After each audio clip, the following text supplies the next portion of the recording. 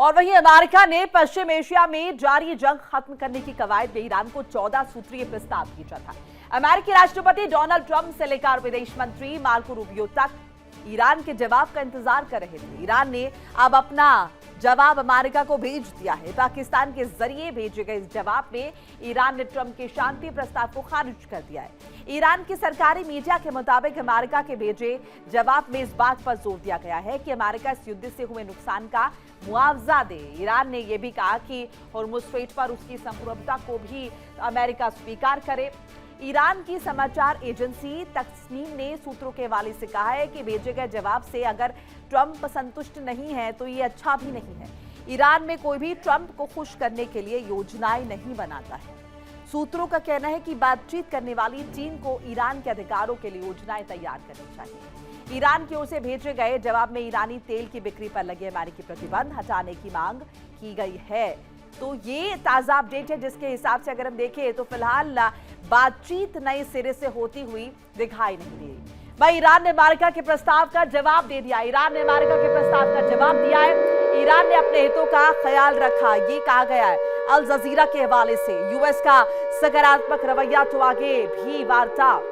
अगर अमेरिका का रवैया पॉजिटिव रहा, सकारात्मक रहा तो आगे वार्ता होगी। अमेरिका के हाथ में आखिरी फैसला, ये अल जजीरा के हवाले से एक जानकारी साझा कर रहे हैं। फिलहाल तो बातचीत की अगर हम देखें, ये जो प्रस्ताव भेजा गया था प्रस्ताव खारिज हो चुका है। इन सब के बीच बता दें कि ईरान ने अमेरिका के प्रस्ताव का जवाब दे दिया है और अपने हितों का ख्याल रखा है ईरान ने, ये इंफॉर्मेशन मिल रही है। साथ साथ देखिए यहाँ पर साफ तौर पर कहा गया है कि जो नुकसान हुआ है इस युद्ध में अभी तक ईरान का, उसका कॉम्पेंसेशन अमेरिका को देना होगा। इसके साथ हॉर्मुज़ स्ट्रेट पर ईरान के प्रभुत्व को कहीं ना कहीं अमेरिका को एक्नॉलेज करना होगा। इस बात का भी जिक्र जो है वो ईरान की तरफ से किया गया। इसके साथ साथ एक बार फिर कह दिया गया है कि बॉल अब अमेरिका के कोर्ट में है।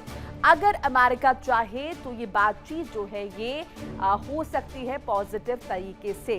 लेकिन ऐसे में क्या स्थिति बनती हुई नजर आ रही है? क्या एक बार फिर से नए तरीके से इम्प्रोवाइज किया जाएगा या फिर अगर हम देखें स्थिति जो है वो खराब हो जाएगी और युद्ध की स्थिति उत्पन्न हो जाएगी?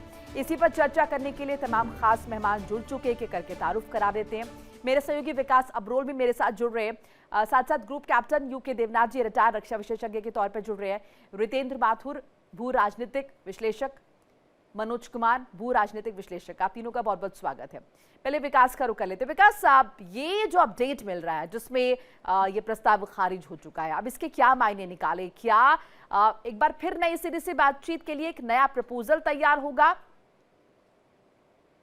जी देखिए, पहले दिन से ही अगर हम बात करें, जब से लड़ाई शुरू हुई है तब से ही बैकडोर पे कहीं ना कहीं वार्ता लगातार चलती आ रही है। सक्सेसफुल होना या ना होना ये बहुत बड़ा क्वेश्चन मार्क है, क्योंकि देखिए ईरान अपनी शर्तों पर रहा है, यूएस अपनी शर्तों पर रहा है। ऐसे में दोनों तरफ से जो है कहीं ना कहीं ये पेच जो है ये लगातार अड़ा रहेगा। और एक जो बात मैं लगातार कहता रहा हूं कि कहीं ना कहीं किसी एक को बड़े भाई की भूमिका निभानी पड़ेगी या फिर हल्का सा झुकना पड़ेगा, जो दोनों में से कोई झुकने को तैयार नहीं, क्योंकि हालात अब ऐसे बन चुके हैं कि जो झुकेगा उसको लग रहा है कि उसका वर्चस्व कम होगा। ये एक ईगो की लड़ाई भी बन चुकी है आईआरजीसी बनाम ट्रंप की। तो ऐसे में अब ये चीजें सुधरती भी नहीं दिख रही। दूसरा, पाकिस्तान को मीडिएटर बनाना जो है एक सबसे बड़ी गलती रही है यूएस की, क्योंकि कोई ऐसी कंट्री जो एक जैसे मैंने पहले भी बताया था कि भारत, रशिया, चीन ऐसी किसी कंट्री को चुनता तो शायद कोई एक नया इसका सकारात्मक तरीका भी निकलता, कोई बातचीत बन भी पाती। क्योंकि हम पाकिस्तान जो है वो अमेरिका का एक हम कह सकते हैं कि अमेरिका की कठपुतली है, वो वही कह रहा है जो अमेरिका कह रहा है। ऐसे में चीजें सामान्य होंगी नहीं और यूरेनियम पे और हॉर्मुज़ पे आके ही पेच अड़ रहा है और वही हमेशा पेच अड़ा रहेगा। यूरेनियम को लेकर भी एक अपडेट आ रही है। विकास, जरा वो दर्शकों के साथ साझा कर ले, आप लोग के पास लौट रहे हैं। परमाणु कार्यक्रम पर ईरान का नया प्रस्ताव, परमाणु कार्यक्रम पर ईरान का नया प्रस्ताव, संवर्धित यूरेनियम डाइल्यूट करने को तैयार। यूरेनियम तीसरे देश में भेजने पर भी ईरान तैयार हो गया है। हालांकि ट्रंप ने कहा कि ईरान का यह जवाब मंजूर नहीं है। तो ये जानकारी आपको बता रहे, परमाणु कार्यक्रम पर ईरान का नया प्रस्ताव सामने है जिसमें उन्होंने संवर्धित यूरेनियम डाइल्यूट करने पर हामी भर दी है और यूरेनियम को तीसरे मुल्क में भेजने को भी वो तैयार है। हालांकि ट्रंप ने कहा है कि ईरानी जवाब उन्हें मंजूर नहीं है। यूके देवनाथ जी, अब इसमें ट्रंप को क्या दिक्कत हो सकती है, जरा ये समझाइए। मोनिका जी, प्रेसिडेंट ट्रंप ने जो पोजीशन ली है उसे एक्सट्रीम पोजीशन कहते हैं। वह वही दावा कर रहे हैं जो कि वह आज से 1 साल पहले कर रहे थे, 6 महीने पहले कर रहे थे, या आज से 3 महीने पहले कर रहे थे कि ईरान जो है वो लिख कर दे दे कि कभी न्यूक्लियर बॉम्ब नहीं बनाएगा। और दूसरा और भी भयंकर डिमांड ये है कि ईरान 400 किलो संवर्धित यूरेनियम जो है वो अमेरिका को हैंड ओवर कर दे। हम्म। जाहिर बात है कि ईरान ऐसा नहीं कर सकता। हम्म। ईरान ने अपनी पोजीशन को जहां तक हो सके फ्लेक्सिबल रखा है। थोड़ा सा बैकफुट पर तो नहीं कहूंगा, लेकिन थोड़ा नरम रुख भी अख्तियार किया है। अगर हम याद रखें, जब जेनेवा टॉक्स हो रही थी फरवरी के महीने में, तो फरवरी के 26 और 27 फरवरी को इंटरनेशनल प्रेस के सामने जेनेवा में ये ओपनली कहा गया था जी। कि ईरान अपने न्यूक्लियर संवर्धित न्यूक्लियर का जो भंडार है उसको डाइल्यूट करने के लिए तैयार है। हाँ। ईरान ने तभी कह दिया था। मैं फरवरी के 26 और 27 फरवरी की बात कर रहा हूं, जी। जहां जेनेवा में ईरान ने कह दिया था कि वो आईएईए के सुपरविजन में ईरान में ही इस 60% संवर्धित यूरेनियम को कम करके 20%, 10% कम कर देगा। या ईरान ने यह भी कह दिया था कि अगर जरूरत पड़े तो यही यूरेनियम भंडार वह रूस को देने के लिए भी तैयार है। और रशिया ने भी कह दिया है कि वह ईरान से ये 400 किलो यूरेनियम लेकर उसको आस्ते आस्ते डाइल्यूट करना शुरू करेगा। और जब वो मात्र 5% रह जाएगा तो आस्ते आस्ते वो भविष्य में ईरान को देता रहेगा, ताकि ईरान अपनी न्यूक्लियर पावर प्लांट्स जहां वो बिजली पैदा करता है जी। या रिसर्च वर्क करता है, मेडिकल पर्पस के लिए इसका इस्तेमाल करे। लेकिन डोनाल्ड ट्रंप को ये सारे सोल्यूशन पसंद नहीं आ रहे हैं। उनकी एकमात्र डिमांड ये है कि ईरान लिख कर दे कि बॉम्ब नहीं बनाएगा और ईरान ये 400 किलो यूरेनियम अमेरिका को सौंप दे। जी। लेकिन उसके लिए देवनाथ जी वो विश्वास बहाली कहाँ है दोनों मुल्कों के बीच? और ईरान ने जिस तरीके से अपना पक्ष रखा, ये तो बहुत वाजिब नजर आता है। इसमें तो नजर आता है कि ईरान वाकई में बातचीत का पक्षधर है, लेकिन अमेरिका का रुख जो है अड़ियल है। अब किस तरीके से इसको देखें रितेंद्र जी? क्या ईरान अगर रशिया को देने के लिए तैयार है और अमेरिका को सौंपने को तैयार नहीं है, तो क्या अमेरिका को डर है कि अगर वो रशिया में भेज देता है अपना यूरेनियम तो रशिया ज्यादा मजबूत हो जाएगा? ऐसे में अमेरिका को कहीं ना कहीं अपने वजूद का डर है। थोड़ा थोड़ा आवाज की जरा समस्या है आपके उधर से। जी माथुर मैं साहब। प्रश्न पूरी तरह आपको सुन नहीं पाया हूँ, और फिर भी जो मैंने आपको समझा थोड़ा सा बात जो सुन के, जी उसमें ऐसा ईरान के न्यूक्लियर के ऊपर आपने पूछा ना सवाल, जी जी न्यूक्लियर जी संवर्धन को लेकर, ये इससे संबंधित सवाल है ना आपका? जी न्यूक्लियर जी संवर्धन माथुर साहब, जी संवर्धन बिल्कुल बिल्कुल। माथुर साहब से जुड़ने की एक बार फिर से कोशिश करते हैं, एक बार फिर से कनेक्ट करते हैं। मैं मनोज जी के पास जा रही हूँ। मनोज जी, ये आपने मेरा प्रश्न सुना और इसमें आपको क्या नजर आता है? अमेरिका क्यों अड़ा हुआ है? कहाँ दिक्कत उसे पेश आ रही है और वो जस्टिफाई कैसे करेगा? क्योंकि अब तो कहीं अगर हम देखें तो अंतर्राष्ट्रीय मंच पर अमेरिका की भी किरकिरी हुई है और ईरान जिस तरीके से अपना पक्ष रख रहा है वो बहुत लॉजिकल नजर आ रहा है। सही बता रहे हैं। अमेरिका का जो प्रेसिडेंट है, इनका सेकंड टेन्योर जो है, उनके साख पे जरूर बट्टा लगा है। जिस तरह से हम लोग देखिए के बाद एक जो है वो डिसीजन लेते जा रहे हैं, और नॉर्मली जो है उनका जो जिस तरह से वो क्लेम करते हैं तो वो अचीव नहीं कर पा रहे हैं। तो स्वाभाविक है कि एक बट्टा तो लगा ही है। और 2018 में भी जो है एनरिच्ड यूरेनियम को जो है ईरान ने जो है रशिया को दिया था, और उस समय जो है डेमोक्रेट की गवर्नमेंट थी। तो ईरान को कोई इशू नहीं होगा अगर इस तरह का अगर डील पे अगर वार अगर रुक जाता है। लेकिन ट्रम्प को चाहिए कि जो भी डील डेमोक्रेट के समय में हुआ था उससे ज़्यादा जो है उन्हें मिले, क्योंकि उनका ऑडियंस जो मागा है वो भी उनको शांत रखना है। क्योंकि उनको ये भी कहना है कि जिस तरह से डेमोक्रेट ने जो है कॉम्प्रोमाइज़ किया था अमेरिका के साथ, और वो वैसा जो है रिपब्लिकन वहाँ पे नहीं करेगी। तो ये भी उनको ये भी देखना पड़ता है, अपना ऑडियंस को भी एड्रेस करना पड़ता है। लेकिन चूँकि जो जेन्युइन तो माँग है ही, ऑलमोस्ट जो है हम लोग फरवरी 28 के पहले 26-27 को जो वार्ता अमेरिका और ईरान के बीच हो रही थी, जी। उसमें ऑलमोस्ट जो है सभी बात को लेकर के ईरान तैयार हो गया था। हम्म। लेकिन एकाएक जो है इजराइल के झांसे में आकर के ट्रंप ने जो है वो हमला कर दिया और उनके फर्स्ट लेयर का जो लीडरशिप था उनको डेथ कर दिया गया। ऐसे तो तो मनोज जी लग रहा है कि बातचीत फिर वहीं शून्य पे चली गई है, फिर सब कुछ नए सिरे से शुरू करना पड़ेगा। फिर क्या फायदा हुआ इतने दिन युद्ध लड़ने का? इतने बड़े पैमाने पर अमेरिका का नुकसान हुआ है, ईरान का नुकसान हुआ है, अब तेल के दाम किस तरीके से बढ़े? एक अपडेट जरा साझा कर ले दर्शकों के साथ, आप लोग के पास लौट रहे हैं। अमेरिका ईरान वार्ता फेल, तेल के दाम पर बड़ा अवसर पड़ा। ये बड़ा अपडेट आ रहा है, अमेरिका ईरान वार्ता फेल, तेल के दाम पर बड़ा इंपैक्ट। कच्चे तेल की कीमतों में जोरदार उछाल, 104.47 प्रति बैरल तक पहुंची तेल की कीमत। ये अगर हम देखिए तेल की कीमतों पर लगातार इंपैक्ट पड़ रहा है, जिस तरीके की सिचुएशन बनी हुई है डोनाल्ड ट्रंप के बीच और ईरान के बीच, और हमें लग नहीं रहा विकास की राहत इससे मिल पाएगी। अब तो माफ कीजिएगा, प्रधानमंत्री नरेंद्र मोदी ने भी इस बात का जिक्र किया है कि बहुत एहतियातन हमें चीजों को संभालना होगा, यहाँ पर तेल के कुएं नहीं है।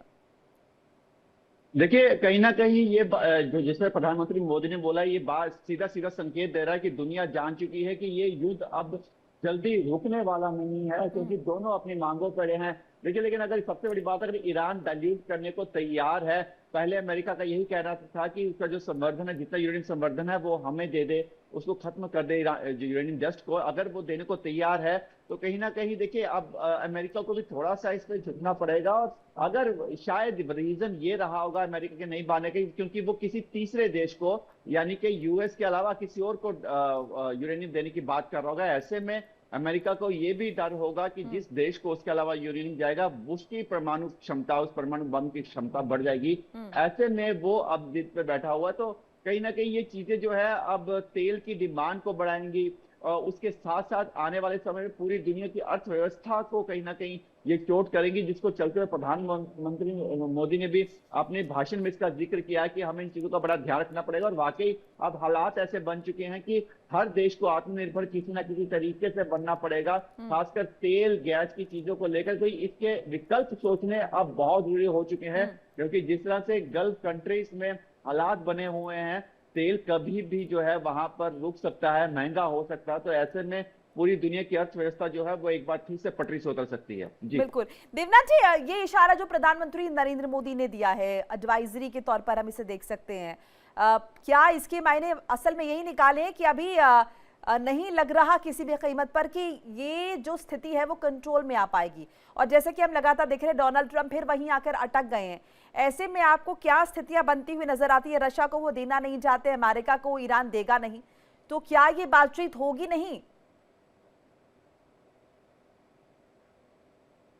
इस्लामाबाद में होगी या हो सकता है जेनेवा में होगी। सिर्फ देखना यह है कि बातचीत कब होगी। फिलहाल डोनाल्ड ट्रंप का पूरा एडमिनिस्ट्रेशन जो है वो डोनाल्ड ट्रंप अभी 14 और 15 मई को शी जिनपिंग से मिलने चीन जाने वाले हैं।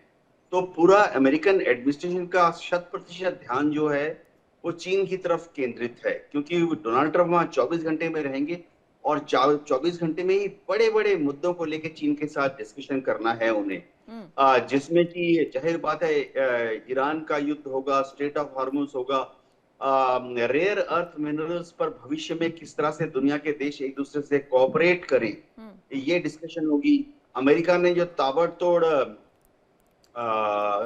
टैक्स लगाए हैं, टैरिफ लगाए हैं चीन के ऊपर, और चीन ने भी कुछ काउंटर टैरिफ लगाए हैं, उन पर डिस्कशन होगी। सबसे बड़ी बात है कि ताइवान का जो मुद्दा है जो कि सुलझा हुआ नहीं है, और कभी कभी चीन ऐसे हिंट देता है कि शायद वो जोर आजमाइश करके ताइवान को छीन लेगा। ये बड़े बड़े मुद्दे हैं।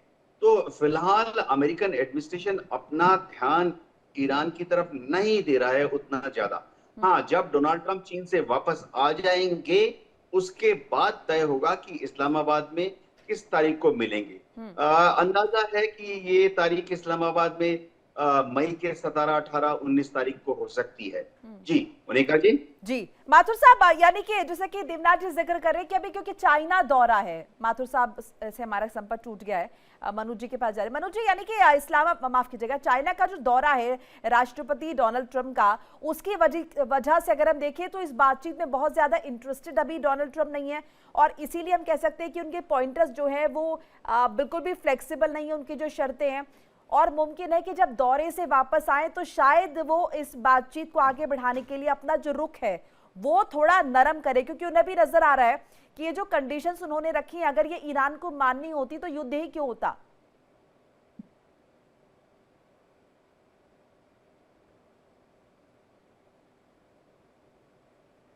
मनोज जी अनम्यूट कर लीजिए प्लीज। अमेरिकन पीपल से प्रेशर के बाद ही मुझे ऐसा लग रहा है कि ट्रंप कुछ समझौते की ओर आएगा। जिस तरह से युद्ध बढ़ते जा रहा है, हम लोगों ने देखा कि कांग्रेस में उन्हें ये बोलना पड़ा कि सीज फायर हो गया है और युद्ध तो चल ही नहीं रहा है। तो इस तरह के स्टेटमेंट भी अपने ऑडियंस को वो देना चाह रहे हैं। जहाँ तक चाइना की अगर बात करें तो चाइना के साथ एक इकोनॉमिक मुझे लग रहा है कि ज़्यादा फोकस रहेगा, इकोनॉमिक रिलेशन और बढ़े, क्योंकि हम लोग देखे हैं कि नॉर्मली चाइना का जो इंटरेस्ट होता है अमेरिका के साथ वो इकोनॉमिक बढ़ाने को लेकर के होता है, और ईरान का भी मुद्दा आएगा और वो दबाव देना चाहेगा कि ईरान को किसी न किसी रूप से जो भी समर्थन दिया जा रहा है उसको कम किया जाए। हालांकि आज ये भी स्टेटमेंट आया है कि अमेरिका जो है ताइवान को जो वेपन्स सप्लाई करता है वो कंटिन्यू रखेगा। तो इस तरह का इस इशू पे भी वो अमेरिका बार्गेनिंग कर सकता है चाइना से कि आप अगर ईरान को किसी न किसी रूप से अगर सहायता करते हैं तो फिर मैं ताइवान को भी सपोर्ट करूंगा। और तो मुझे लग रहा है कि नॉर्मली ट्रंप जो है वो डील के नाम यानी से अब ये जो डील है ये थोड़ा और वाइड हो जाएगी। एक तो अभी यहाँ की जो कंडीशन है वो सॉर्ट नहीं हो रही हैं, और उसके बाद इसमें आप ताइवान भी इंक्लूड करेंगे। इससे पहले हमें लग रहा था कि यूक्रेन और रूस की भी बात सामने आ जाएगी। सो ये पूरा सिनेरियो वाइड हो जाएगा। पूरा इश्यूज को जो है वो ट्रम्प चाहते हैं कि सभी लोग इस तरह से फंस जाए। और नॉर्मली वो हम देखते हैं तो मनोज जी, तो कॉम्प्लिकेटेड नहीं हो जाएगा इससे? कहाँ आपको लग रहा है इससे ये चीजें आसान होंगी या फिर कॉम्प्लिकेशन और ज्यादा बढ़ जाएंगे?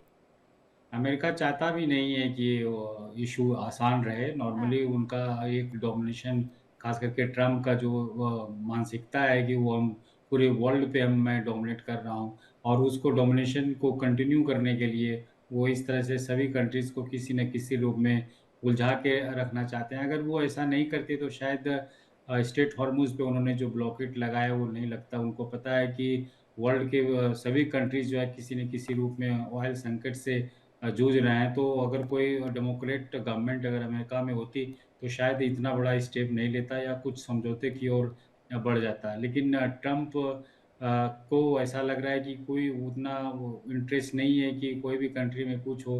बस अमेरिका का इंटरेस्ट वो ज़्यादा ध्यान रहता है। अमेरिका के जो लोग हैं उनको खुश करना या उनको एक सुपरमेसी का बोध कराना, ऐसा लग रहा है कि ट्रम्प का ये सबसे ज़्यादा ऑब्जेक्टिव है। और जिस तरह से हम लोगों ने देखा कि नॉर्थ कोरिया में भी एक कानून पास किया गया है कि अगर वहाँ के नॉर्थ कोरिया के प्रेसिडेंट को अगर कोई भी कंट्री द्वारा मारा जाता है तो, और ये बहुत दिलचस्प है ना। देखिए इसके पीछे कहीं ना कहीं आपको नहीं लग रहा कि कितना ज्यादा पूरी दुनिया में अगर हम देखिए डर उत्पन्न हो गया है, क्योंकि किसी को भी लग रहा है कि अमेरिका कहीं भी किसी भी देश में दाखिल हो जाएगा, घुस जाएगा और उसके बाद वहां के प्रमुख को मार देगा। बहरहाल इंटरेस्टिंग, इस पर चर्चा करेंगे। इस बीच एक अपडेट जरा दर्शकों को बता दें। इजराइल के प्रधानमंत्री बेंजामिन नेतन्याहू का एक स्टेटमेंट आया है। जंग में ईरान को भारी नुकसान पहुंचाए, नेतन्याहू ने कहा। ईरान के साथ अभी जंग खत्म नहीं हुई है, नेतन्याहू ने कहा।